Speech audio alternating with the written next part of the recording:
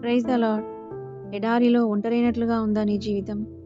అరణ్యములో భయముతో నిండినట్లుగా ఉందా నీ బ్రతుకు? సముద్రంలో మునిగిపోతున్నట్లుగా ఉందా నీ కుటుంబం? అయితే ఎడారులను సెలయేర్లతో నింపగలిగిన యేసయ్య ఉన్నాడు. అరణ్యములో మన్నాను కురిపించగల మార్గమును చూపగలిగిన ప్రభు ఉన్నాడు. సముద్రమును పాయలు చేయగలిగిన దారిని ఏర్పరచగలిగిన నీ తండ్రి యేసయ్య ఉన్నాడు. ఆయనతో చెప్పు, ప్రార్థించు.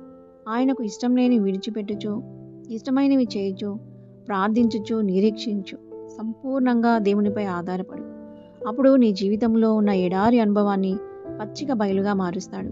అరణ్యమును ఏదేను తోటగా మారుస్తాడు. సముద్రమును రహదారిగా మారుస్తాడు.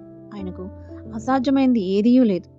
ఏదైనా చేయగలడు, ఎన్నైనా చేయగలడు, ఎప్పుడైనా చేయగలడు. ఆయన సామర్థ్యం ఎంతో గొప్పది. ఆయన సామర్థ్యాన్ని జ్ఞాపకం చేసుకోవాలి. దానిని బట్టి విశ్వాసంలో దృఢంగా, స్థిరంగా ఉండాలి.